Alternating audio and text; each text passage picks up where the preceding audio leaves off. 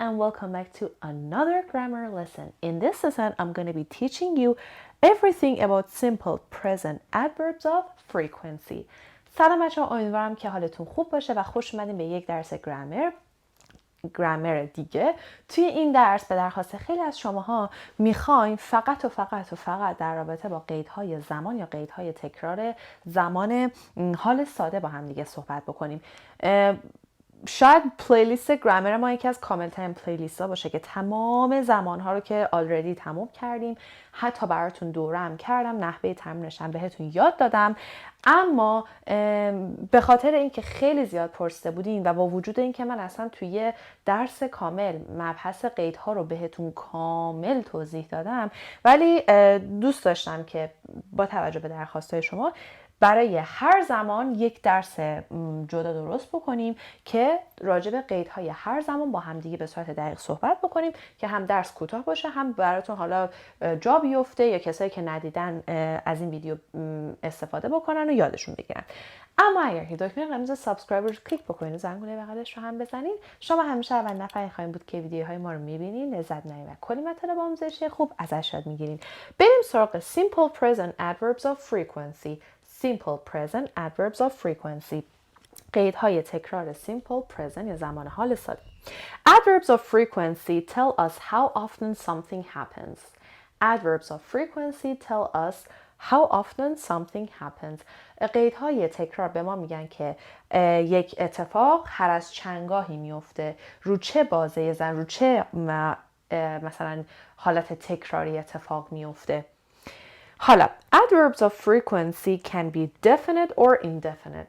Adverbs of frequency یا قیدهای تکرار میتونن definite باشن یا indefinite باشن. definite ها مشخص هستن، معلومه. indefinite ها مشخص نیستن.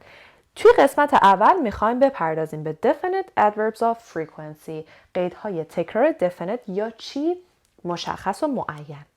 For example, hourly, weekly, monthly, yearly, quarterly. Hourly, weekly, monthly, yearly, quarterly. بچه دقت بکنین. الان مثلا ببینید به hour الوای اضافه کردم، به week الوای اضافه کردم، به month الوای اضافه کردم. فکر نکنین این کار رو واسه همشون میتونین انجام بدین. نه، بعضیشون غلط میشه، درست نمیشه. Hourly هر ساعت، weekly هر هفته، monthly هر ماه، yearly هر سال، quarterly هر چهار، یعنی بازه یک چهارم. خب حالا یه چیزی میخواستم بهتون بگم. مثلا hourly means each hour, every hour, weekly each week, monthly each month هر ماه، yearly each year, quarterly means each four months، مثلا هر 4 ماه. یه چیز دیگه الان اومد تو ذهنم، annually، باز اونم میشه هر سال، annually هر سال. خب حالا every plus noun. every به علاوه یک اسم، مثل every week, every month, every night, every year, every week, every second, every minute, every spring, every decade, every century. every با هر چیزی میتونیم بیارین، هر هفته، هر ماه، هر سال، هر روز، هر لحظه. اینو دیگه با همه چی میتونیم بیارین. once, twice, 3 times, 4 times, 5 times و از 3 به بعد به علاوه times a year, a month, a week. For example, once a week, twice a month, 3 times a year, 4 times a decade مثلا. خب پس once, twice یک بار، 2 بار، 3 times, 4 times, 5 times، از 3 میشه times. البته اگه بهتون بگم توی American English 1 time و 2 times هم میگن، ولی دیگه خیلی میخواین درست باشین once و twice بهتره. خب حالا these definite adverbs of frequency usually come at the end of a sentence, but we can also use them at the beginning for emphasis. خب بچه‌ها ما این adverbs of frequency ها رو میتونیم آخر جمله، یعنی معمولا آخر جمله میان، ولی اگه اول جمله هم بیان اشکال نداره. معمولا وقتی adverb of frequency رو میارین اول جمله برای تاکید بیشتر هستش. مثلا I stay up late to study every night. I stay up late to study every night. من هر شب تا دیر وقت بیدار میمونم که درس بخونم. I stay up late. تا دیر وقت بیدار موندن. I stay up late every night. Twice a year we take a family trip to Europe. Twice a year we take a family trip to Europe. ما هر سالی دو بار یا 2 بار در سال یه مسافرت خانوادگی میریم به اروپا. دقت کنید اگر بیارینش اول جمله کاما رو یادتون نره. Every night, comma, I stay up late to study. خب این از قسمت اول و definite adverbs of frequency. بریم با تخته دوم برگردیم. خب بریم سراغ indefinite adverbs of frequency، قیدهای تکرار نامعین. بچه قیدهای تکرار نامعین دقیق نشون نمیده که مثلا تو میگی every week، میدونی دقیقاً هر هفته، ولی قیدهای نامعین نشون نمیدن، واسه همین بهشون میگیم indefinite. خب ببینین من اینجوری نوشتم براتون، از بالا احتمالش و تکرارش هی کمتر میشه. خب یعنی فریکونسیش کمتر میشه. مثلا always, constantly, continuously، اینا 100%.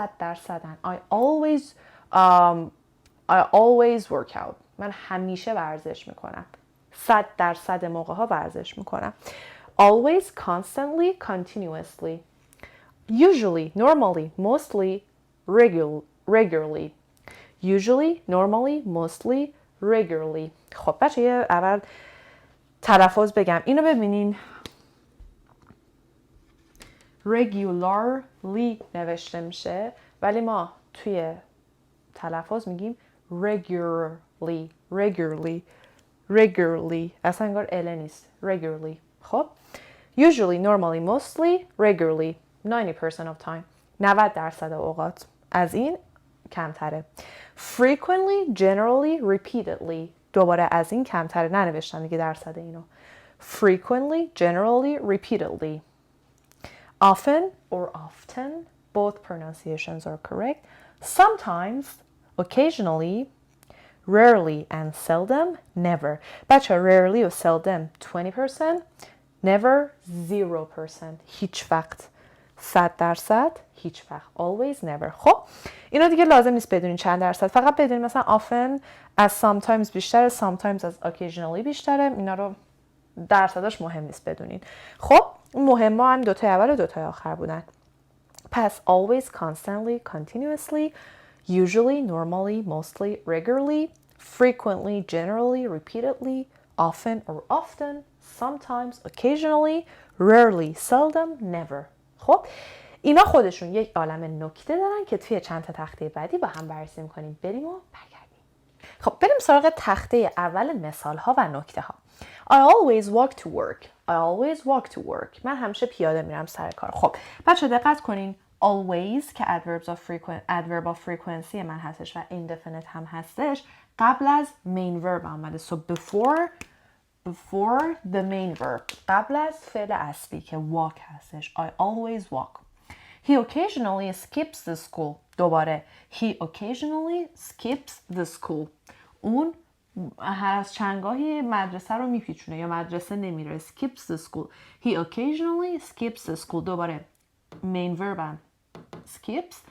Before the main verb اومده occasionally. حالا usually we eat dinner at 6. Usually we eat dinner at 6. At the beginning of the sentence for emphasis. اگر بخوام تاکید بکنم میتونم اول جمله بیارم. Usually we eat dinner at 6. Occasionally I walk for half an hour. Occasionally I walk for half an hour. میتونه دوباره اول جمله بیاد. یا they go to church regularly. They go to church regularly. At the end of the sentence for emphasis. میتونه آخر جمله بیاد. پس من اگر این adverb رو اول بیارم آخر بیارم دارم تاکید میکنم دقت کنید. نمیتونید با همه adverb ها این کارو بکنید. خب حالا بهتون میگم. بیایم اینجا یه نگاه به sometimes بندازیم. Sometimes can come at the beginning of a sentence. Sometimes they eat healthy, or in the middle. They sometimes eat healthy, or at the end. They eat healthy sometimes. خب sometimes میتونه اول، وسط یا آخر بیاد. At the beginning, in the middle, at the end. Sometimes they eat healthy.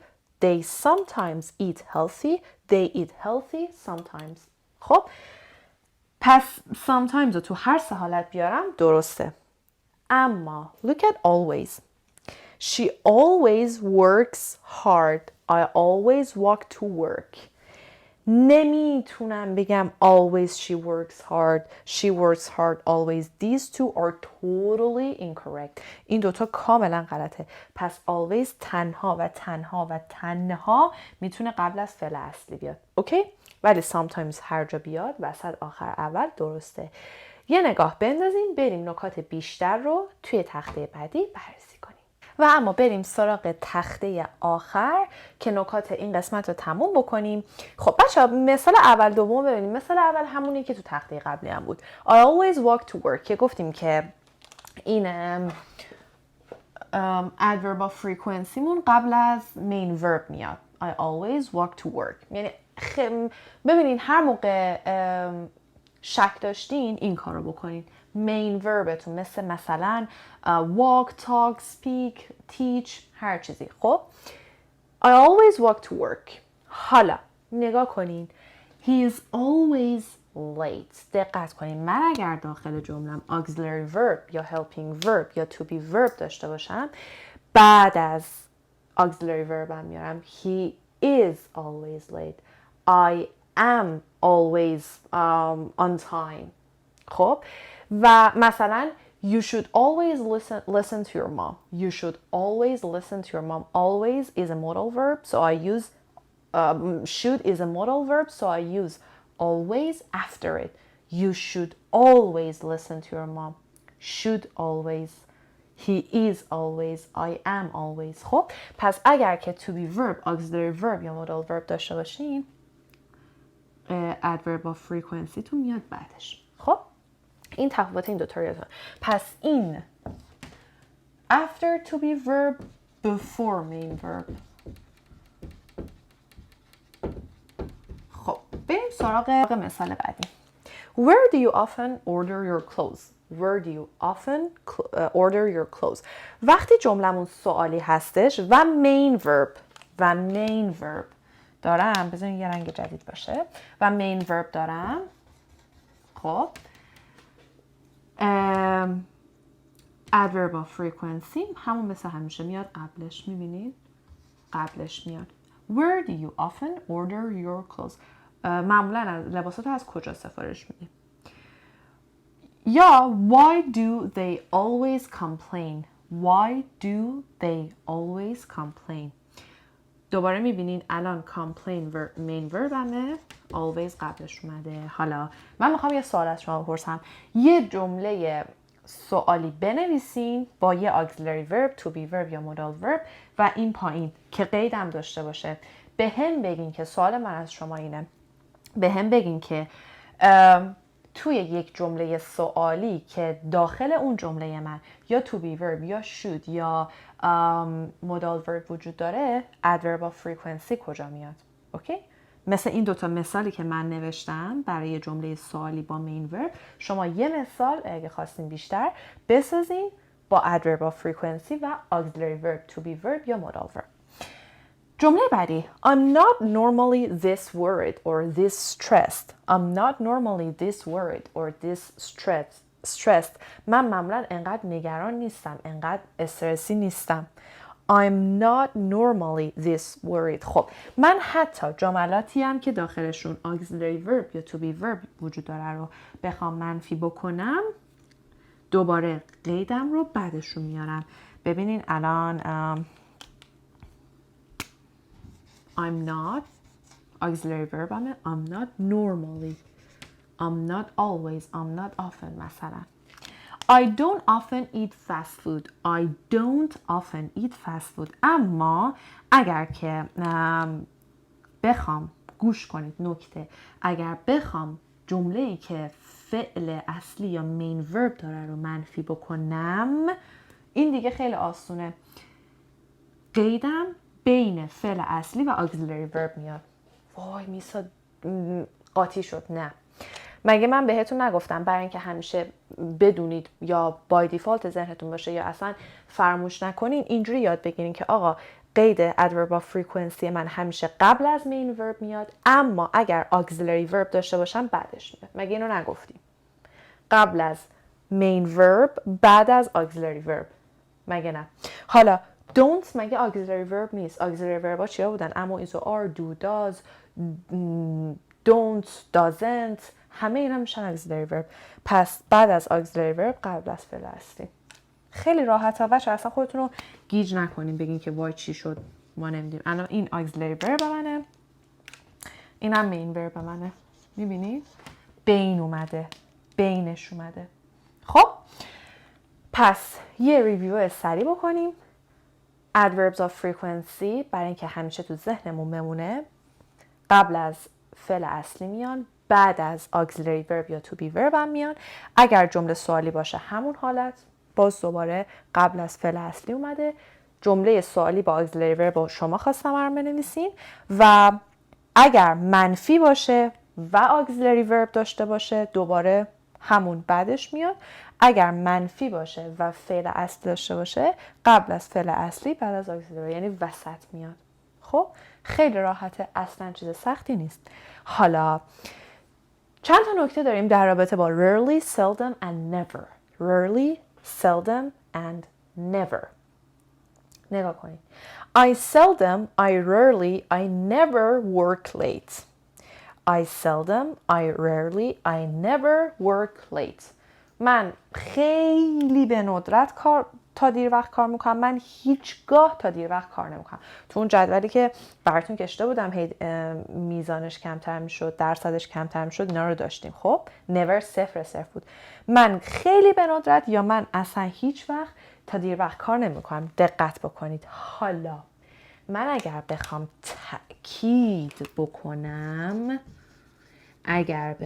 تأکید بکنم دیگه اصلا خیلی دقت. never, rarely و seldom رو میارم اول، ساختار جمله رو عوض میکنم، به حالت سوالی در میارم، ولی جمله سوالی نیست، جمله خبریه. نگاه کنین. I never work late. Never do I work late. Never do I work late. ساختار جمله رو به صورت سوالی در میارم. یعنی auxiliary verb دارم، بعدش subject همو دارم، بعدش هم main verb همو دارم. خب auxiliary verb, subject, main verb. مثلا اگر این جمله با he بود، he never works late. Never does he work late. Never does he work late.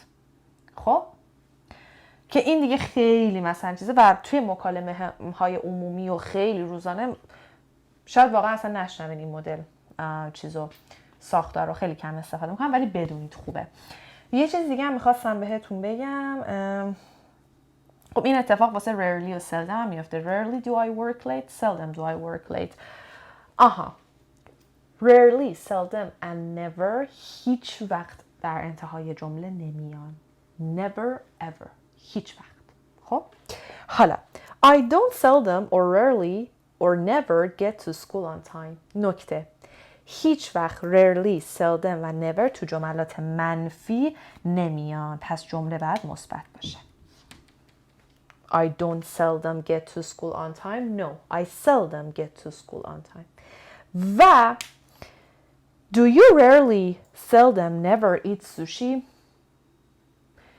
rarely, seldom, never هیچ وقت تو جمله نمیان و این جمله کاملا غلطه. پس سوالی نمیشن، منفی نمیشن.